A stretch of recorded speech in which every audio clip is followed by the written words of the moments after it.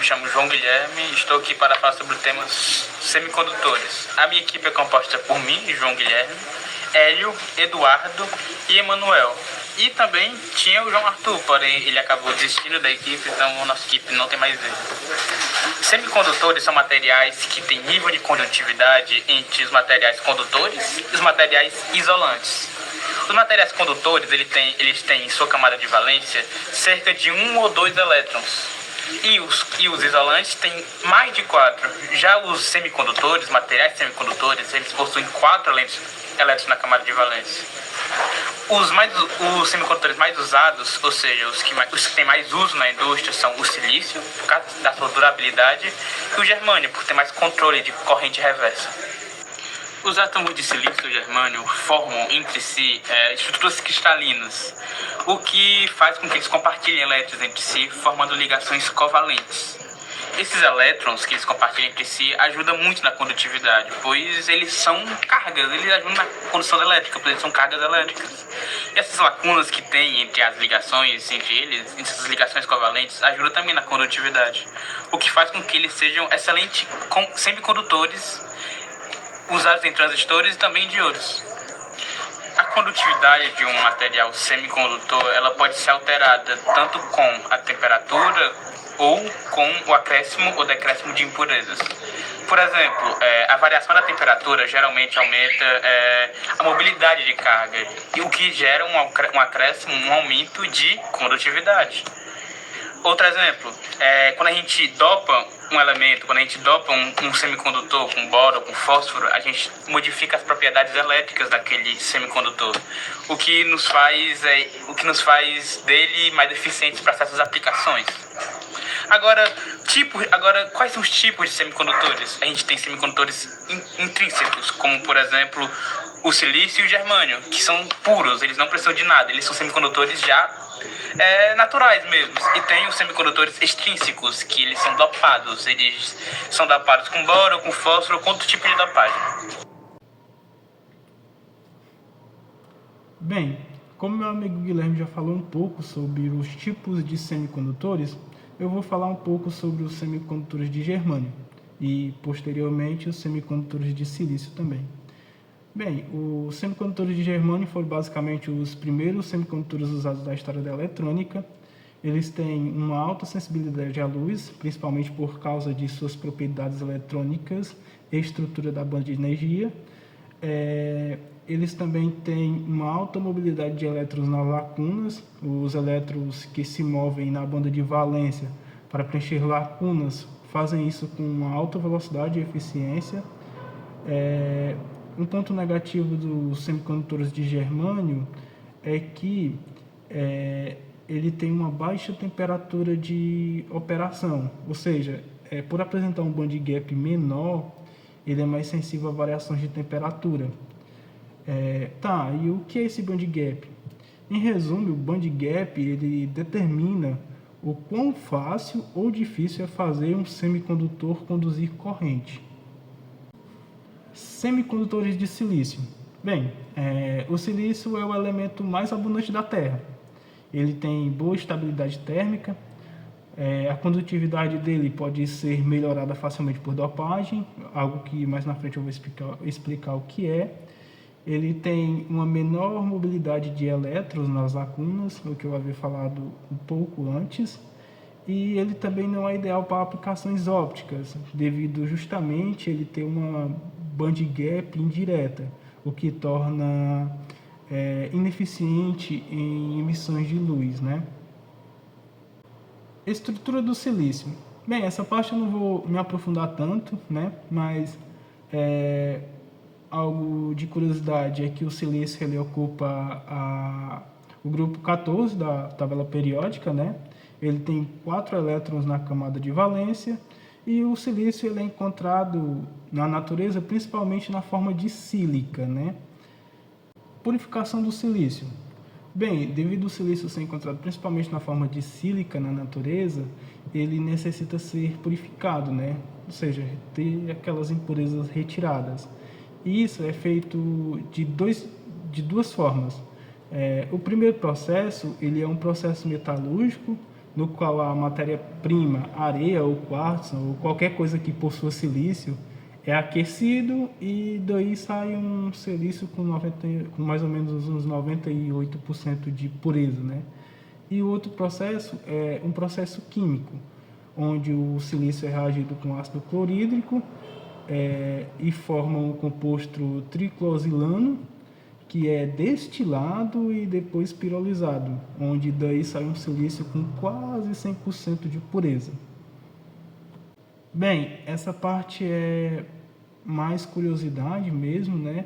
O processo Czechoslovaski, ele é basicamente um método industrial usado para produzir cristais monocristalinos de silício ultrapuro, e eles são essenciais para chips de computadores, microprocessadores e dispositivos semicondutores.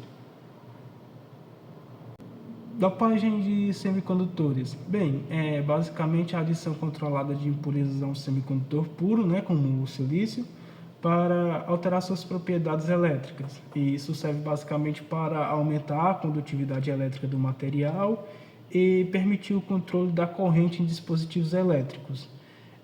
Dessa dopagem que sai semicondutores do tipo P, que são aqueles semicondutores que são adicionados de um elemento com menos elétrons, como o boro, né, criando lacunas que são a ausência de elétrons, né?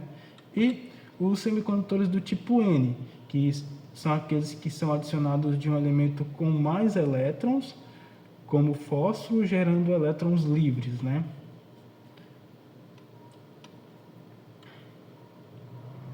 É importante também dizer que com a dopagem os semicondutores passam a conduzir melhor corrente, né? E com isso eles podem ser usados em componentes como diodos, transistores e chips, né? Como eu já havia falado no caso dos chips do processo Czechoslovaski.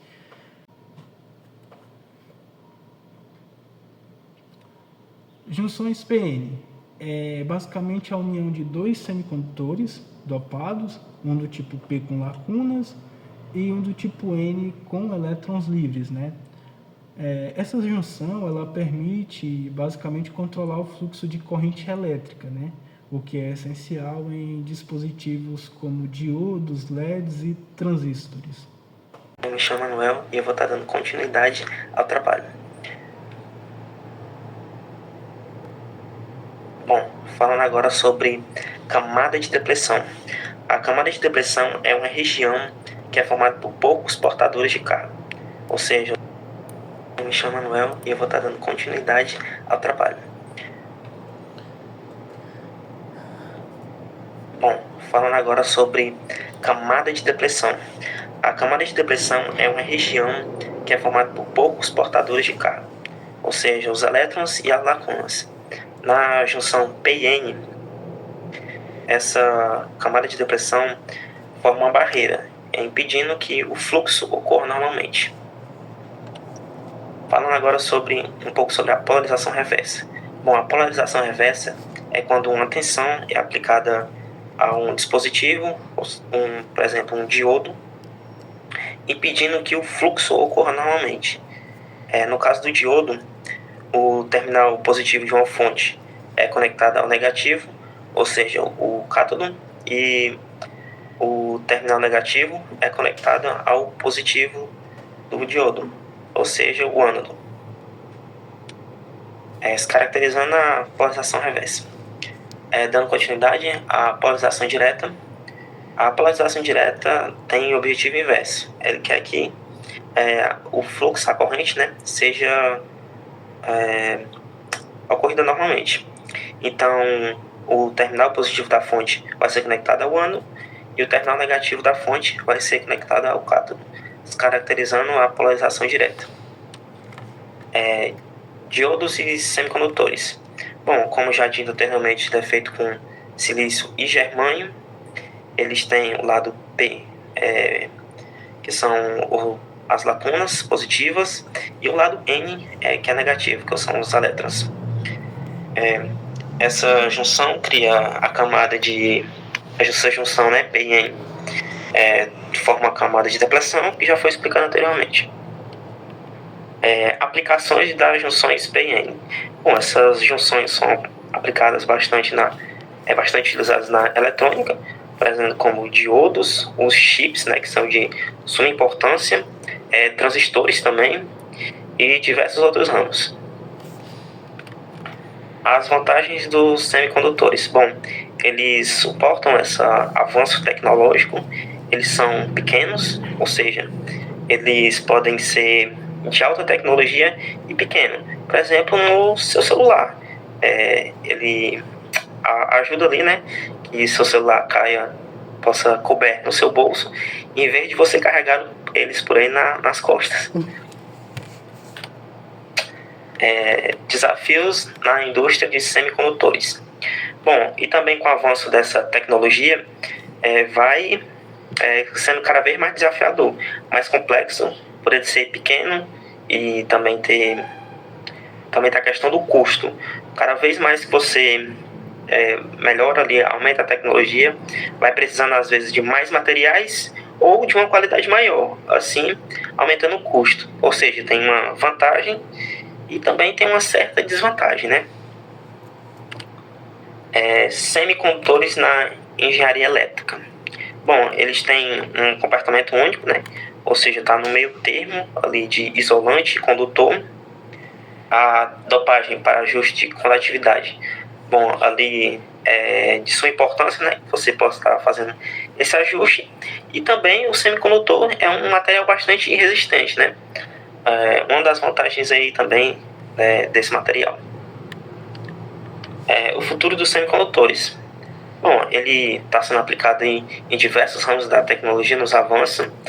Por exemplo, no computador quântico, ali no 6G, que já está batendo aí na nossa porta, e diversos outros ramos da tecnologia, que está cada vez mais sendo avançado.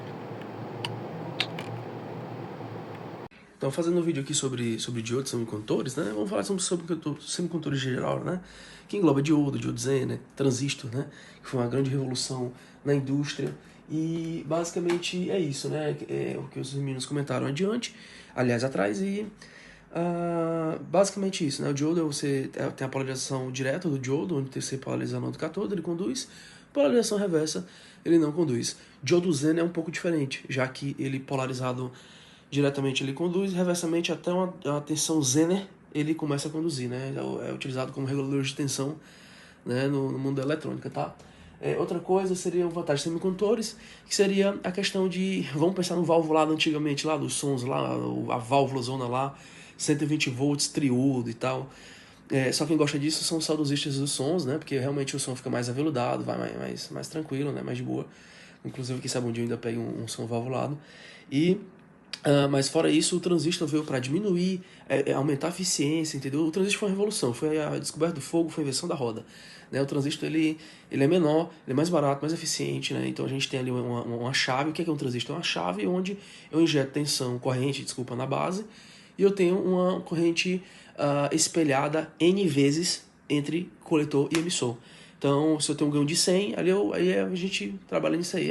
100 mA, eu tenho um ganho de 100 lá. Então é uma chave, né? Uma chave proporcional, digamos assim. E também pode ser usado como chave mesmo, fechado e aberto, dependendo dos níveis de tensão. O MOSFET, o IGBT também vai nessa mesma pegada, tá? O MOSFET é um pouco diferente, mas não cabe muito aqui, né? Já que ele é relacionado por tensão e não por corrente, né? Deixa eu ver outra coisa aqui, vantagem dos semicondutores, a indústria dos semicondutores, né? Que é a questão de guerras comerciais, a litografia do processador, que quanto mais diminuída, mais a gente gera calor, a gente precisa dessa litografia. Quanto menos diminuir a distância dos transistores no processador, mais aumenta, e aí a gente vai chegar no ponto que, né, e aí, como é que fica?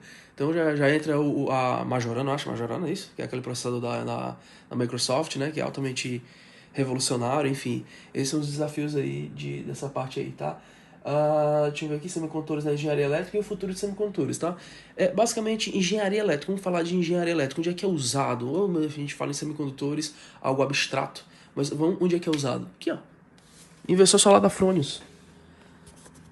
Inversor solar da Fronius aqui, ó. Esse inversor solar da Fronius aqui, ele pega a tensão das placas solares e injeta na rede, a grosso modo, tá? Onde é que a gente encontra aqui um semicondutor simples? Aqui, ó, aqui é uma ponte retificadora, que são um conjunto de 4 diodos. né? Aqui a gente tem os IGBTs aqui embaixo, né? Aqui, ó. Aqui são os IGBTs, ó.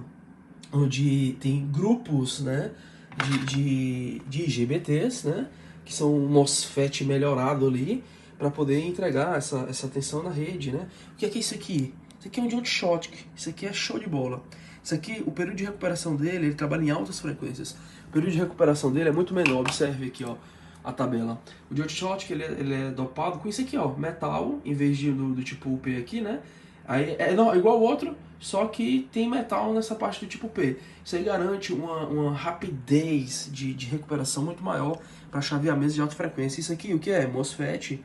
Isso aqui é um MOSFET trabalhando com um Schottky para poder acionar um ventilador, né? A gente tem picos de indutância ali, as quais pode danificar a fonte, né, que se encontra aqui. Então o diode Schottky, que é esse daqui, ó, ele está num encapsulamento Maillot, se não me engano, eu acho esse tipo de encapsulamento cilíndrico, né? Trabalham conforme aqui para poder dar ok. Enfim, então aqui se eu for passar aqui o dia todinho falando sobre semicondutores aqui, a gente achar inúmeros, certo? Aqui tudo é semicondutores, na verdade, né? Menos os relés, vamos lá, vamos os relés, né? Os capacitores, ok. Tirando isso, é basicamente isso que a gente tem sobre a ideia de semicondutores na indústria, né? Enfim.